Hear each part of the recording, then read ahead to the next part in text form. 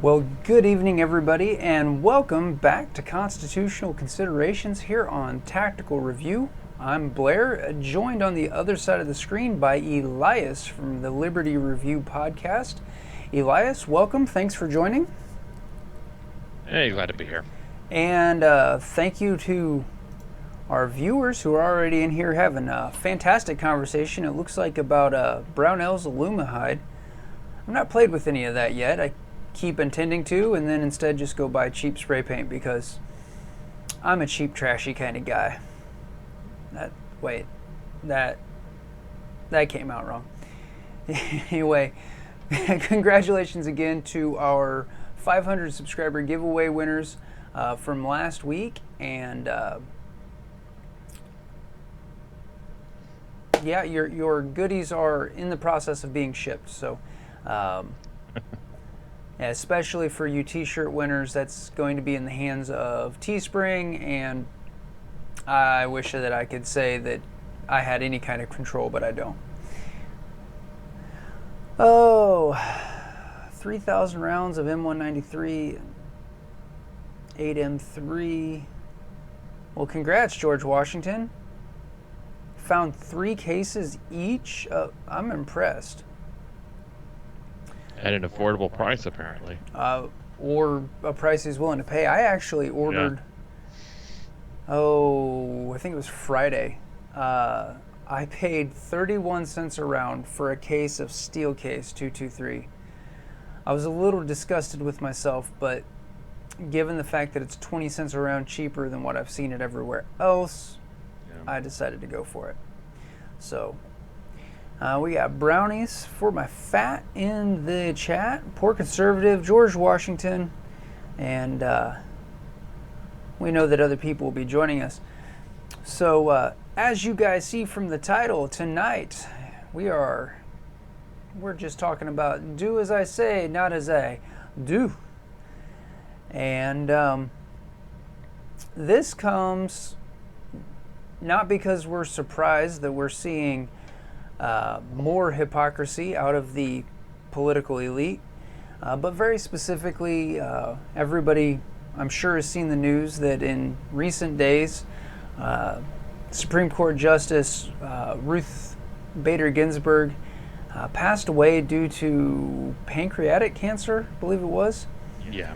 And that has obviously left an opening in the Supreme Court.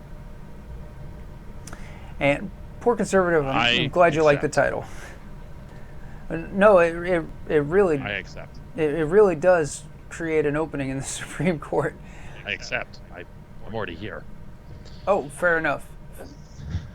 Fair enough. Elias takes the nomination. I'm good with that. So is this the pancreatic cancer that has COVID? Are they actually being honest with hers? I'm gonna guess that they're being honest. I have to say. One, I'm glad that I'm not monetized yet, because that would have just demonetized the stream. You're actually not allowed to say that word, or you will lose monetization. Not, again, that I anticipate that my channel will ever actually be monetized. Hey, you're up to 575. You're getting there. I'm getting there. But I actually, one of the young ladies that I know said she had an aunt who passed away back in the very early days of Indiana's Safer at Home initiative. And the hospice worker, her aunt passed away from cancer, had been battling cancer for quite a while. And the hospice workers actually asked if the family would be okay if the cause of death was listed as pandemic related. Well, that's so they can get some money. Yeah. I mean, and I'm not joking. I'm not being flippant. It's actually what's going on. Oh, yeah, there's hospitals and stuff are being paid for every COVID patient. So it's really interesting. Anyway. Anyway, that's really neither here nor there. But so in the wake of this, though, we find ourselves in a situation not identical, but similar to where we were 4 years ago when Justice Scalia passed away during the primary cycle. And the whole hypocrisy comes in. Well, I just would like to first start by saying that Justice Ginsburg's, I guess, final wish was that her seat would stay. Oh, right here. Her most fervent wish is that I will not be replaced until a new president is installed. However, 4 years ago, she told the New York Times, there's nothing in the Constitution that says the president stops being the president in his last year. In 2016, right. She urged the Senate to, quote, do their job and consider President Obama's court nominee, Merrick Garland. So, yeah, Ninja Scout, welcome. So what are your feelings on this, Elias? I guess we'll start with this. I think so. First of all, the president has just President Obama did in 2016.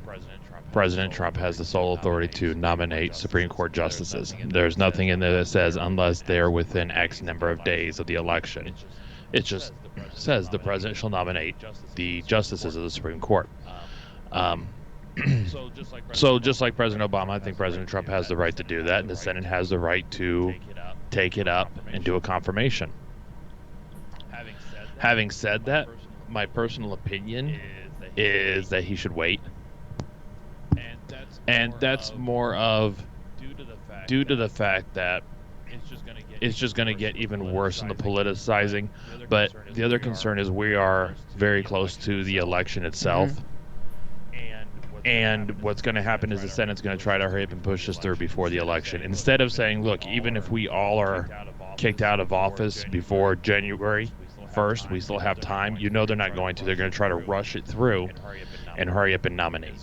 And so I do have a concern that there will not be a good vetting, a good confirmation process, because Senator McConnell and everybody else are just going to want to hurry up and get this through so they can call it a victory. Right. In other words, it's not going to be done for the right reasons. They're going to do it to politicize. They're going to do it to rub it into the Democratic Party's face, things like that. So, in my opinion, they should hold off, but they don't. There's nothing that requires them to hold off. But there is plenty of hypocrisy going around, because plenty of those exact same ones that are trying to push this through now in 2016 refuse to do confirmation hearings 10 months out. Well, absolutely. As a matter of fact, Senator Lindsey Graham from South Carolina said that 2 years later, if a future Republican president found himself in the same situation, quote, we'll wait till the next election. He added, you could use my words against me and you'd be absolutely right. And yet this past Saturday, he tweeted, I will support President Donald Trump in any effort to move forward regarding the recent vacancy created by the passing of Justice Ginsburg.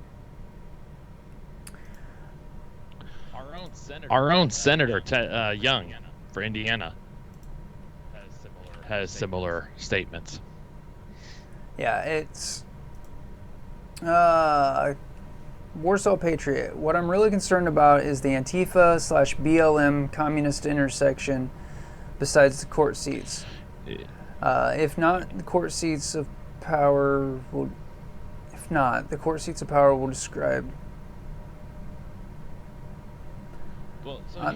So here's the good thing. Ginsburg was pretty liberal.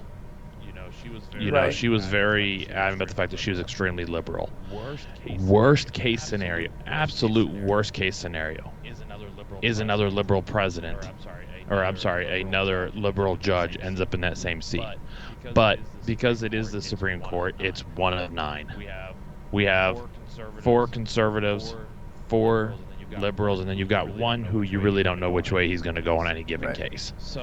So, yeah, I'll be honest, I'm not really a big fan of the balance being in one side or the other. Because as we have talked before, both sides have their failings when it comes to the Constitution. Well, absolutely. So I'm not really a big fan of either side getting it. I know that for a lot of conservatives, they're like, yes, we can get a conservative bench in here. It'll be majority conservative.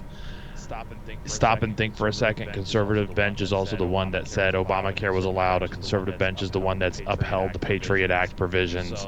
So, well, don't think that just because it's a conservative bench that your rights aren't going to get trampled on. And it's been conservative justices that have refused to accept a couple of Pro 2A cases recently. Mm-hmm. So, yep. And the good thing is about the conservative liberal balance with the one wild card in the middle is both sides are bad for their own reasons, and usually they're pretty good at keeping each other in check, which is kind of, I don't agree with every Supreme Court thing that comes down the line. DACA is another good one. There was a conservative majority, if you include Justice Roberts, but DACA was seen as being unconstitutional, even though DACA was actually absolutely constitutional. I'm not DACA. DOMA, Defense of Marriage Act, was absolutely constitutional, but well, anyway, my point being that even if Biden was the one to appoint, or Harris, if you want to be realistic, it's not going to get any worse than it was 2 weeks ago. So Warsaw, actually, you just kind of beat me sort of to a point that I was getting ready to make. Warsaw Patriot, in case you're not able to see the live chat right now, says, here's the problem. Nobody wants to follow and acknowledge Constitution law, and the federal law and state law isn't doing that. And of course, there's a whole nother discussion about state law and the Constitution and the federal Constitution, of course. We've touched on that in several episodes past. But the fact of the matter is that it shouldn't matter. It shouldn't matter what somebody's party affiliation is for a position like the Supreme Court. Now, I understand it absolutely does, because nobody is capable of being fully unbiased in everything. But the fact of the matter is when you look at the job of the Supreme Court, they're supposed to take cases that come up because something is allegedly unconstitutional, either a law or the lack thereof, and they're supposed to take a look at the Constitution, take a look at the law, and then say, yes, this is constitutional, or no, this is not constitutional. And to do that, all one needs to be able to do is comprehend the English language. Yeah. Legitimately, it's a lot like, and I've said this before to people locally, a sheriff's political affiliation shouldn't matter. The sheriff vows an oath or swears an oath to the constitutions of their state and the United States of America to uphold those two documents, basically. And that was the whole point of the justices. If you ever notice when they talk about Justice Ginsburg, Justice Scalia, Chief Justice Roberts, there's no R or D next to their name. The idea is supposed to be that they are supposed to be apolitical. There's a reason why they are appointed for life. There's a reason that they are outside of that kind of, supposed to be outside of that sphere of influence of the rest of the politicians, because they were supposed to be the ones that were the checks and balance for the other two parties to make sure they didn't go too far. And unfortunately, it's all become political. Well, absolutely. And what we see now is, instead of having a legislative branch, an executive branch, and a judicial branch the way we're supposed to, we have the legislative branch that's for sale to the highest lobby. We have the executive branch legislating by executive fiat, and then you have the judicial branch legislating from the bench. Yeah. And that's the other thing is the idea behind it is they're supposed to take cases and say, is this constitutional or not? They're also not supposed to take cases of people against each other. It's supposed to be very basic. What are the laws and what does the Constitution say? And if it violates the laws or those laws are unconstitutional, that's it. But instead, they Yeah.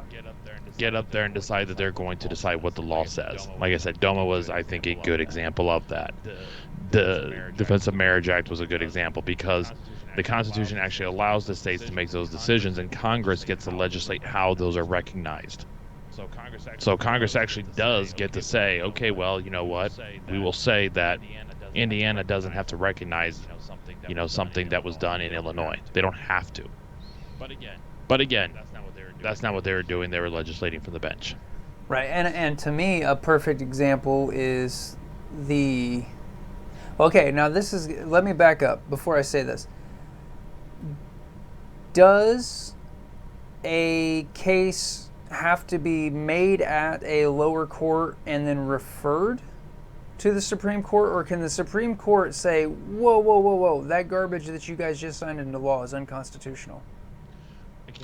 A case has to be brought before the Supreme Court. Justices aren't allowed to just say whatever they want to. Regardless, though, there was the opportunity for them to hear the bump stock ban. And that, no question in my mind, obviously, stuff's falling apart here. No question in my mind, that is a violation of the Second Amendment. The Second Amendment protects all arms, all accessories that go to all arms, etc., etc. When that was referred to the Supreme Court, it should have been accepted. It should have been... Because as I recall, liberal though she was, even Justice Ginsburg made some fairly sweeping pro-2A statements. Things like, of course technology is going to improve. I seem to recall reading that she had said that. Maybe, I'm not sure. Well, that's what the Google is for. There you go.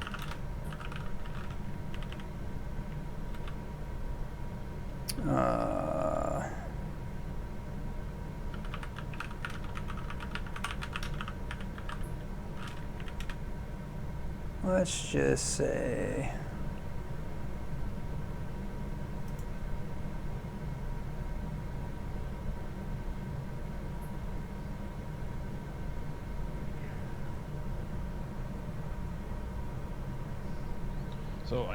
So I know a lot of times, I'm looking it up real quick, a lot of times what happens with the Supreme Court is that there is a consensus of the lower courts. They tend to not want to take the case.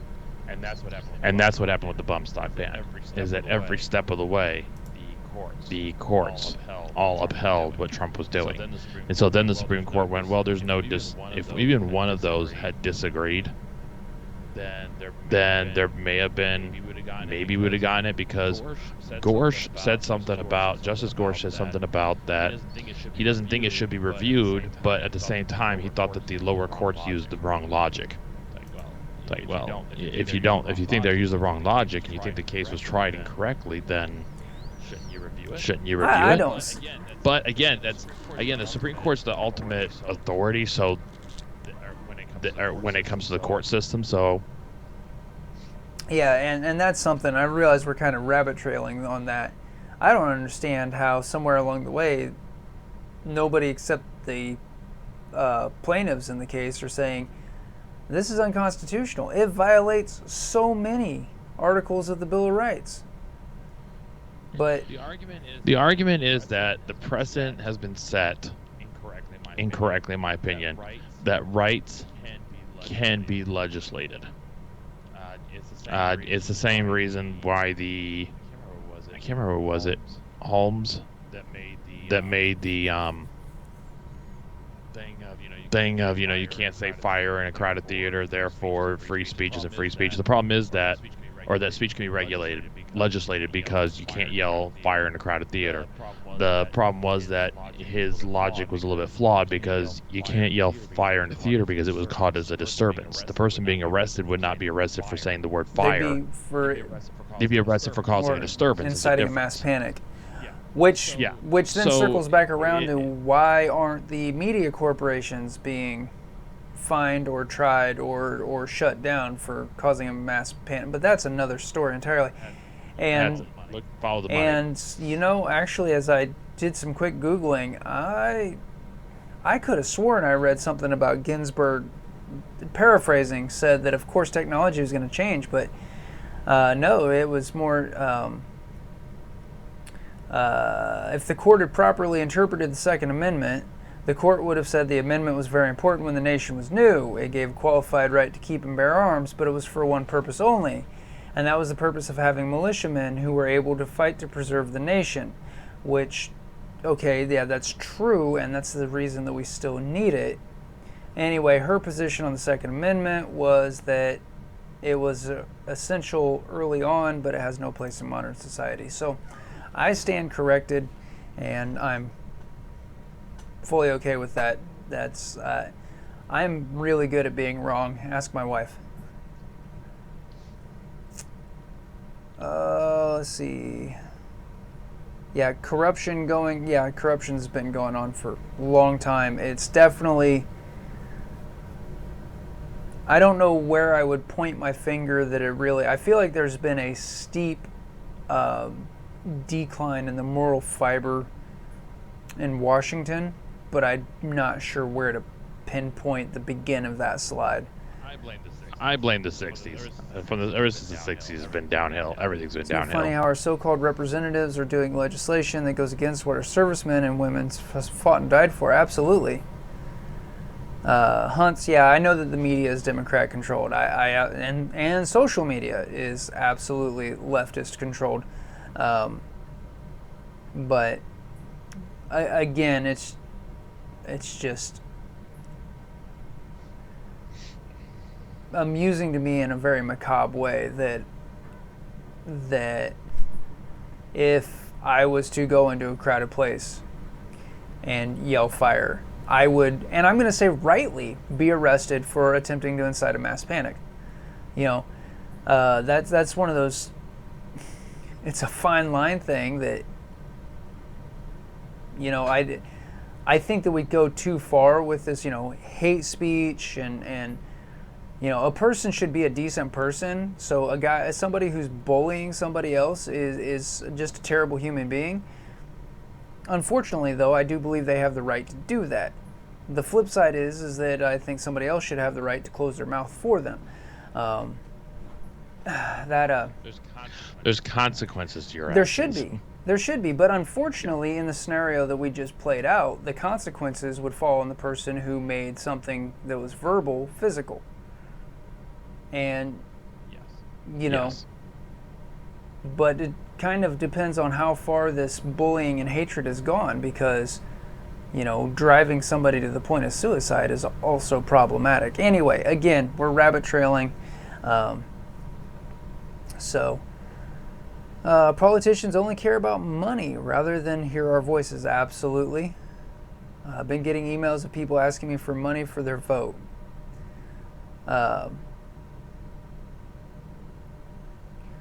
Brastard, you know, keep following the law and complying, and it will never end. You know, there's a lot to be said for that we, the people, will have to decide when enough is enough. You know, and we've talked about this a lot. The question is, how close are we to that precipice? Here's food for thought. Do the good and moral and the upstanding people need to maintain the initiative deficit? I mean, in a self-defense situation, we know that you can't just draw down on somebody because they looked scary. Matter of fact, a lot of the scariest looking people I've seen are usually big teddy bears. So is this the large-scale correlation of that, though? That we, the good, the just, and the upright, have to wait for the other side to make the first move, even if it requires us going straight to the brink? I don't know. I don't have the answer to that. I'm presenting this to everybody at home as a thought exercise. I mean, actually, Elias, I'm kind of interested on your thoughts on that. I think it's hard. Where do you draw the line? And I don't think it's a question that most of us can answer. I think it's most of us will know. And I think it is going to be the other side, because the thing is, most of the people who are legitimately ready to fight, to defend, they don't want to be the ones to start. Right. They don't want to be the aggressors. Most of them have a more defensive mentality. Yeah, and Brastard and Poor Conservative talking about that bar owner who was in a self-defense situation, and the DA ended up pressing charges, and he has now committed suicide rather than try to face deal with the legal fundings. And though they're not a sponsor of the channel, situations like that are why I personally carry USCCA carrier's insurance. Do I have other things that I could spend that money on every month? Well, absolutely. But not planning for that is, in my mind, like planning to try to buckle my seatbelt as I see that I'm getting into a car accident. Unfortunately, I know that popular opinion is against the self-defenders right now. And so I plan for that the best I can. Oh, yeah, here we go. I knew there was this case too. Back in June, I didn't know about this. Somebody just told me about this one. Back in June, there was a guy who was beaten. He's a pastor, black pastor, and he was beaten, and he got arrested right in front of his assaulters. Wait. The sheriff came and arrested him because it was just easier that way.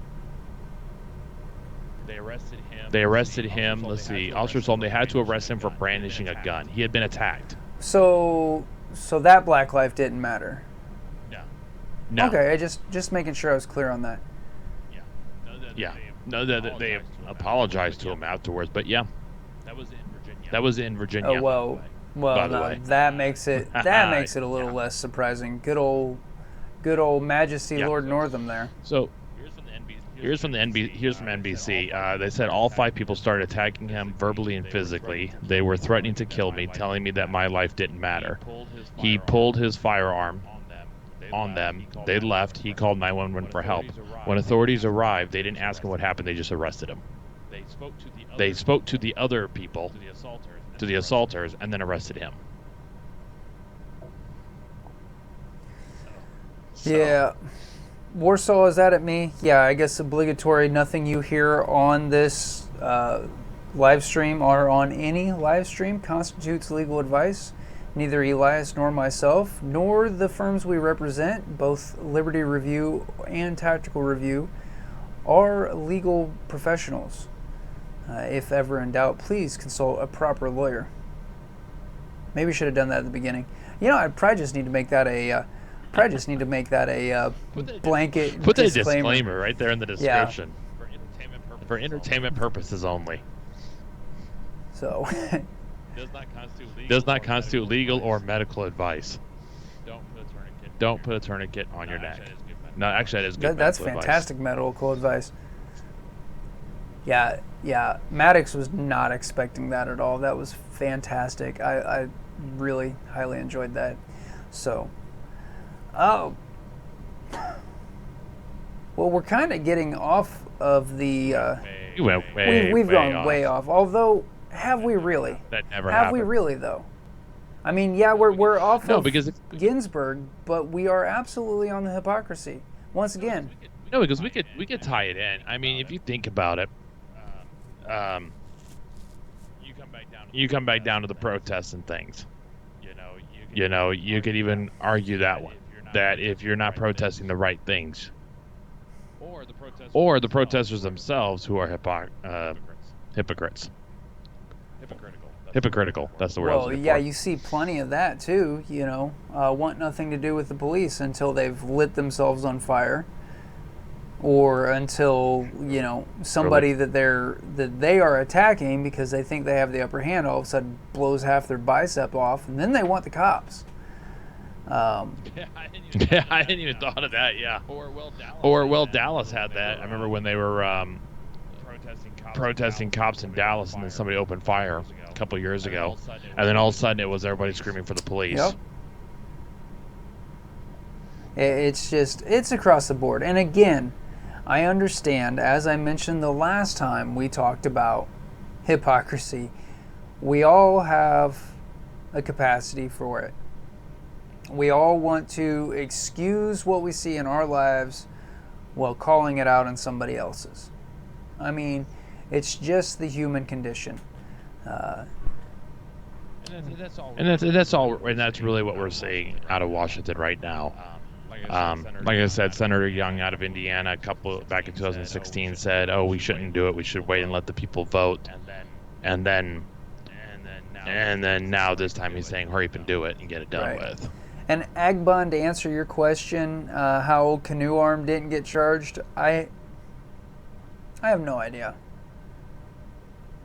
I have not a clue. That whole situation continues to baffle me.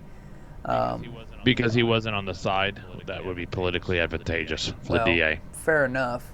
I mean, really, that's what it comes down to. They're in a heavy, I'm not sure Kenosha, I'm assuming it's a heavy liberal area, just because it's a decent-sized city. And so the DA election year. Protesters didn't last long in Hunt's hometown. Motorcycle groups broke him up. Brastard, maybe his rights were restored.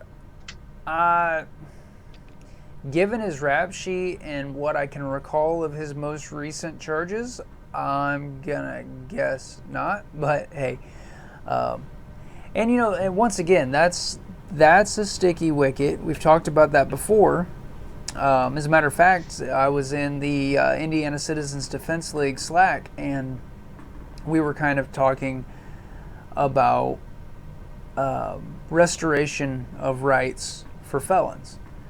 And it's like I've said before, I feel like if a person has paid their debt to society, then they should have their rights restored. If they haven't paid their debt to society, they shouldn't have been released.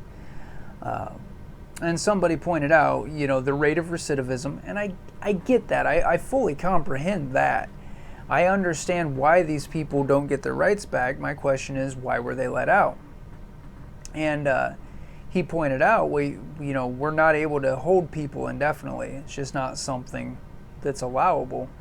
And so, I have a sort of extreme solution to that, but then that starts getting me called names, that would be in line with my German ancestry. So anyway, I realize, Warsaw, there are some felons can have rights restored. As a matter of fact, big news I saw today is that Mr. Bloomberg paid quite a handsome sum of money to cover fines so that a large number of felons in the state of Florida could have their rights restored. Now, I will say this: if he did it without any test of political leanings, but how much you want to bet? Only certain ones were paid. Oh, absolutely. And I mean, obviously, we know what his policies are, what he would have done had he got the presidential nomination, etc., etc. I was going someplace with that. Oh, with him not being the on the presidential ballot, at least it's not a direct, wow, this dude is absolutely buying votes. Now, here's the thing I'm curious about. This would gotta be a really hard one from Bloomberg. Wasn't he the one that brought in stop and frisk? Leave that there. Yep. You all make of it what you will. And all of its, The irony is just violating rights and then turning around and paying so that rights can be restored. Okay. It almost seems like hypocrisy at the point. Just a little bit. I was going to leave it there. I wasn't going to say it. I didn't want to be the one.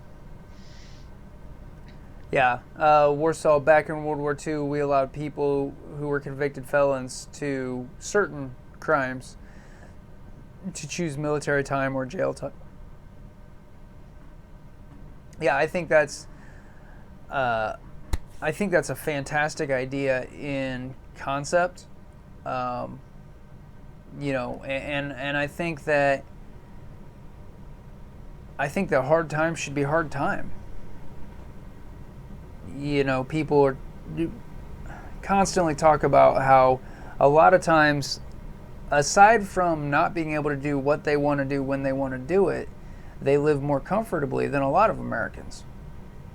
Having not served any prison time myself, I can neither confirm nor deny that. But, you know, I know that there are plenty of Americans who don't have air conditioning. So why do our prisons? Cable TV. You know. Now, I don't necessarily disagree with them being able to get an education while they're in there. That can absolutely be part of rehabilitation. But, you know, and having not been on the inside and knowing that there's two sides to every story, I understand I'm not able to speak authoritatively on this. And actually, one of my best friends, he went to prison for... It was drug charges. He happened to have enough methamphetamine on him that he was charged for trafficking. He ended up becoming a Christian while he was in prison, and completely turned his life around. And he was one of my, I never knew him before. I only knew him after, and I'd say that was a case, a success story. But being of the worldview that I am, I don't think at all it was a success story of the American penal system. I think it was a success story of a higher power, which is definitely a little off the beaten trail. Except for the fact that the First Amendment gives us means that the government can't force any particular religion on us, so we can choose to believe what we believe. There we go. Constitutional. Hey, there you go.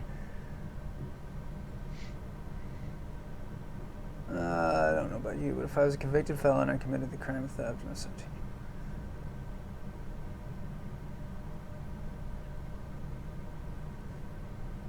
Yeah, Warsaw, I definitely see a lot of good in that concept. The downsides are, though, that then that puts us back. It moves us away from our current volunteer army and makes it more of a conscripted army. Well, he did say that it was optional. It's still a choice. It's still optional. The thing is, you're probably not going to get it right now. The reason it worked during World War II was because they needed a large amount of troops. These days, they're pretty much making quotas. Right. So when the military can kind of pick and choose who they're going to take, you're not going to really have that going on right now. Right, because... And our military is too big as it is, in my opinion. Well, there's a lot of truth to that.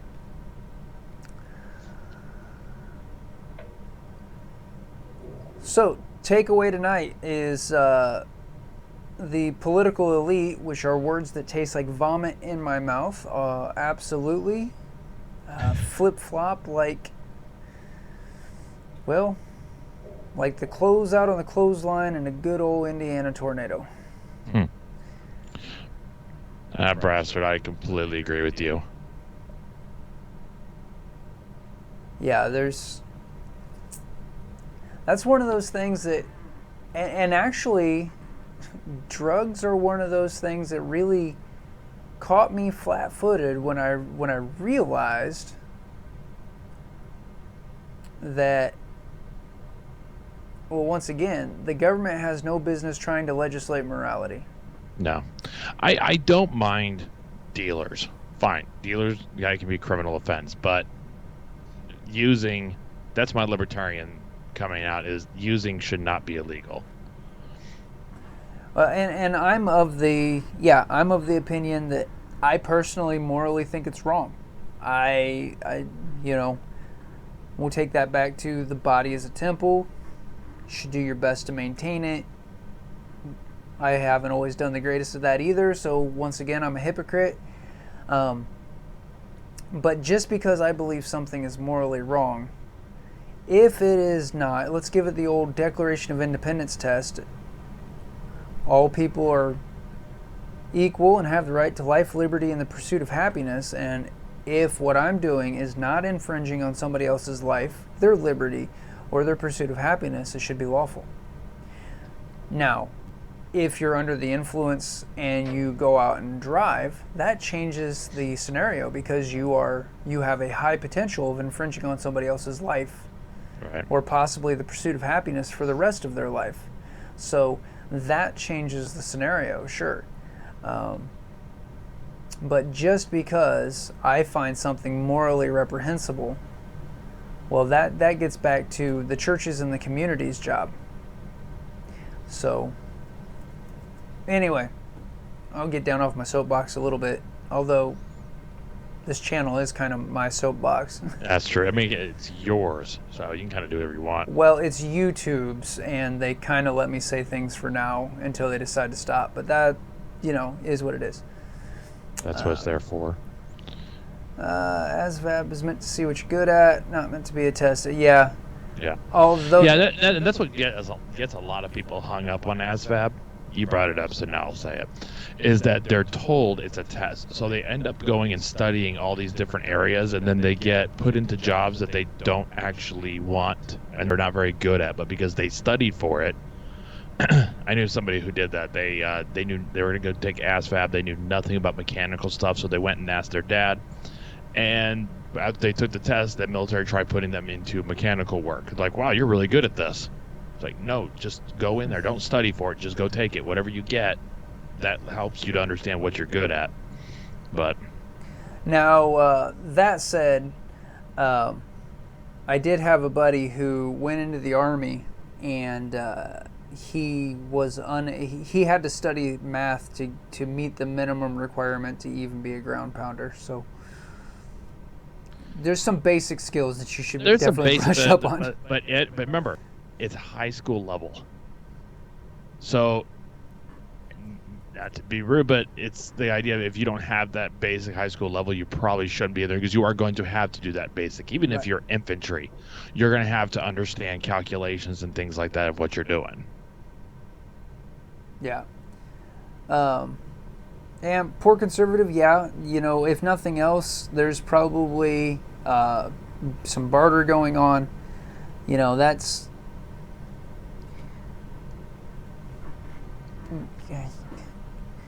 We can talk this around in circles till we're blue in the face, because it's not the world we live in. The world we live in, man, we gotta win that war on drugs.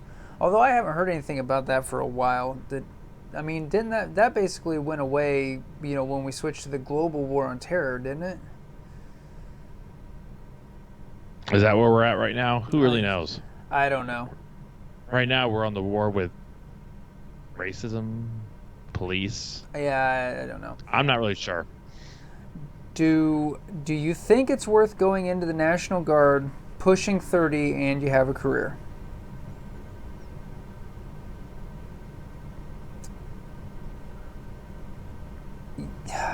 That's such a personal choice. Yeah, it's a personal choice. Do I think it'd be worth it? Right, sure. It depends on what you're going in. What's your reasoning behind it? If you're going in because you want to go pretend you're Rambo, that's obviously nobody really should go in the military for that. But if you're going into it because it's the National Guard and you're kind of thinking, being able to help during disasters and things like that, sure. Just remember that the federal government abuses the crap out of the National Guard. National Guard was meant to stay home and only be activated by the feds and like we are like World War II kind of situation where, all of our active duty troops are gone and we still need more. But what they do nowadays is they send National Guard first because it's cheaper. Yeah. And then, and that, from somebody who was active duty, that really used to tick us off to watch National Guard units go, and we're like, that's our job. That's what we're here for. Why are you taking these guys out of their neighborhoods and their families and their jobs when that's our job? So I would say, is it worth it at your age? Sure. Is it, but understand why you're going and understand the reality of it, and don't listen to the recruiter. So understand the reality of what it's like being in the National Guard. Right. But that's a personal question. And depending on your MOS, that will obviously change how likely it is that you go out of country. Correct. But I will say that a young lady who relatively within the last, I think, 3 years graduated high school, she went into the Guard. She had a desire to wear the camo, to serve in whatever way, and she's actually in logistics. So, she's a military UPS worker. And, man, if she's watching this stream, she's going to kick my butt next time I see her. Anyway, very relatively shortly after completing basic, she ended up spending 6 months, I think it was, over in Kuwait. So she was far from the front lines, but she went out country very shortly after completing her basic and her AIT. Is it called AIT when it's for logistics? I don't know. I thought AIT was like their overall training, but that might be just infantry. I know it used to be advanced infantry training, and now I think it's advanced I don't know. It's something else. I think they all go through advanced individual training now. That sounds right. Yeah, so it is AIT. I was like, that sounds like it should be, but to me it sounds like it should be advanced infantry, so I was doubting myself. So, lots of people do drugs, only a tiny amount. I would consider dopers. Okay. Yeah, and again, going back to that, that's another personal question. And it's ironically, if you guys are following channel on social media, then you saw yesterday and then today that I have recently started a new mental toughness program. I don't want it labeled as a fitness program because that's not the primary purpose. And by the way, if you're not following the channel on social media, you should be. But anyway, today I started 75 hard. And the concept there is to do it. Honestly, an individual day isn't difficult. I won't go into all the ins and outs of the program, but an individual day is not hard. I have completed the requirements of an individual day many, many times across the last 6 years. The difficulty comes in doing each individual day for 75 days in a row to build that habit of mental toughness. And so my perspective on, lots of people do drugs. I think that there's along the way, there was a lack of mental toughness that looked for an easier out. And man, so many times I've been satisfied with mediocrity. So many times I've been satisfied with the easy way out. So I've never had that particular temptation, but I've had my own temptations. I've got my own places where I'm okay with just being okay. And so since I'm standing here in a glass house, I'm not going to throw rocks. And it just is what it is. And Braster, absolutely. I'd rather have dangerous freedom And as a matter of fact, I'm going to finish that quote in more the way that it was originally stated. I'd rather have dangerous freedom than peaceful slavery. Mm-hmm. So,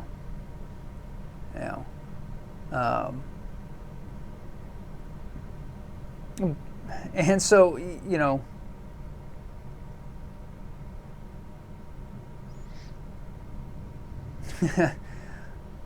no, this is actually, if I could do it on the keto diet, I'd pop some popcorn right now. Yeah. Watching this. Yeah, so guys in the chat, please do keep it civil. I understand it's definitely it's easily a heated topic, because especially once you start talking about drugs, you also have to talk about a liquid drug, aka alcohol, not caffeine. Caffeine's fine. And I have a family tie to a situation that I think alcohol was a high contributing factor. And so I understand, to speak for Warsaw's side here, I understand very vehemently being against, if you're a friend or a family member to somebody who allowed that one personal choice to take over their lives and spin out of control, it's very easy to be vehemently against. For somebody who hasn't suffered from an addiction, absolutely, I see saying that it's just a personal liberty situation. So much comes from our individual perspectives. Yeah. Here's the thing. I think you can see it in both ways. I think you can see it as a personal liberty choice, because we've discussed this before. You can't legislate morality. But at the same time, I think you can also see it as something that you don't want to see going on. Right. You can see that alcohol, if you want to use alcohol as the example of the legal drug, as it were, you can see it as a personal choice. People can choose to take alcohol, but if you see somebody who is abusing that, you see things that are dangerous, you obviously want to try to stop it. That doesn't necessarily mean we're going to make it all legal. They tried that. It didn't work out very well. And I think you can see the same thing with drugs. Of saying that, yeah, we can't legislate morality. Putting people in jail for drug use is not working. It's not going to work. Right. But having the tools to help people get out of that addiction and get away from that kind of stuff, I think you can have both. I don't think it has to be, it's a false dichotomy to say it's only one way or the other. You can be against drugs and say nobody should have drug use, but also understand that it's that person's choice to use it. Yeah. Yeah. You know what I mean? It's kind of, you can have both, because that's kind of the way I feel about it. I don't think necessarily that drug use should be a felony, but I also don't think people should be doing it either. Right. Once again, you can find it morally reprehensible while still believing that the government needs to stay out of it. And there's a lot of things that I can feel that way, that I do feel that way about, where it's like morally I'm against it, but I don't think legislating it's the way to go. And this goes back to, there's so many things. It is a failing of our communities. It's oftentimes at us Christians, it's a failing of our churches that the government has gotten so big as to step in. Welfare programs. We were called to take care of orphans and widows and stuff. We were called to take care of those who can't take care of themselves. But because of several reasons, that didn't happen. And now the government is in a position where, okay, well, we'll do it. Kind of the Thanos thing, fine, I'll do it myself. Yeah. So it is 5 until 10, and we are way off the beaten path. But at the end of the day, you followed your fans. I absolutely did, and I love my fans, and I will happily follow the conversation where it goes. And poor conservative, once again, I think you hit the nail on the head. That's the old Declaration of Independence litmus test. All people have the right to life, liberty, and the pursuit of happiness. And if in my pursuit of happiness I infringe upon another's, I am wrong. That is moral law. That is natural law. That is law above all other man's laws. To quote several of our founding fathers and the authors from which they studied. I really do. I think we should wipe the slates clean of all of the laws on the books. Wipe them clean. Keep the Declaration of Independence and the Constitution, including the amendments. So you find those have been voted on, ratified. And then every situation, just give the litmus test of that. Honestly, most of it, you can just give it the Declaration of Independence litmus test. See, and then there's a rabbit trail I can chase here. I'm not going to. Again, it's getting late, and tomorrow's an early day. I do appreciate you guys joining us here today. I think that we've been in double digits nearly the entire stream. That's awesome. If you haven't yet, I would appreciate a thumbs up on the video. If you haven't subscribed to the channel, that would be a big help. And if you do subscribe to the channel, make sure you click that notification bell so you see when I upload new content.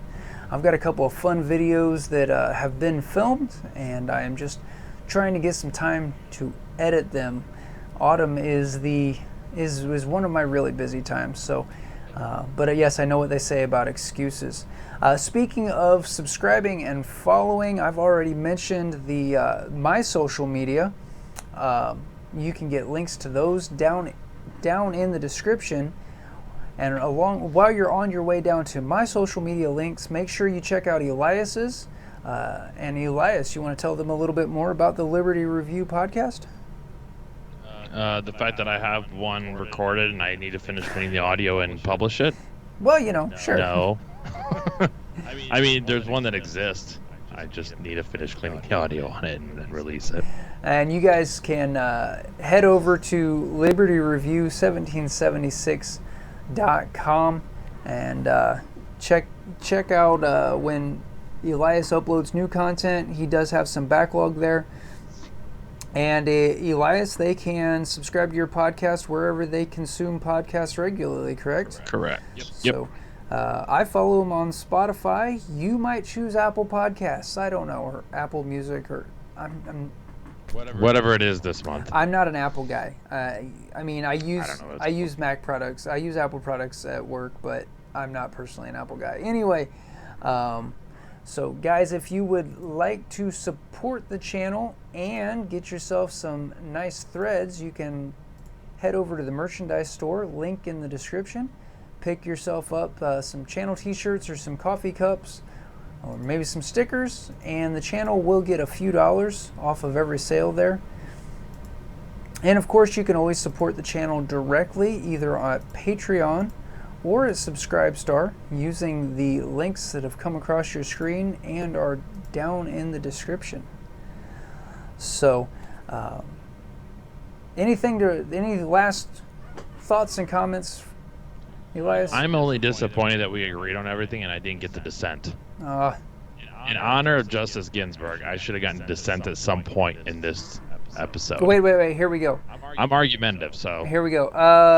The Senate should absolutely push through President Trump's nomination as fast as they can. I absolutely dissent on that one. There we go. All right, guys. Absolutely dissent on that one. No. See, there you go. You got your opportunity to dissent. Like I said, just no matter what, it's just not a good. Like I said, I think maybe if they said we'll take until January 1st to do it, maybe okay, but you know they're not going to. So Well, and I have seen, push fast. I saw just before we started the stream today, it was either Guns and Gadgets or Coley Noir. I think it was Guns and Gadgets, said that the current front runner for the nomination actually turns out to have some really, really weak stances on 2A decisions. And which obviously, given the content of this channel, is one of our main focuses. We'll have to see. He's supposed to announce on Saturday. So, yeah, we'll just have to see. But I absolutely agree that, you know, this President Trump is the president at very least until January. There's no reason to try to shove it through just to shove things through. So that's what she said. And on that note, guys. Well, he does have to. I will say he does have to. If he wants to do it with the Senate, he would have to do it before January 1st, because January 1st or 2nd, somewhere around there, is when the new Senate is voted into office. So Gotcha. And this is why I have you on, because government class was a long time ago, and I've only recently started doing my job. Honestly, it's our job. We the people. Guys, thanks for watching. Until next time, shoot straight, stay safe.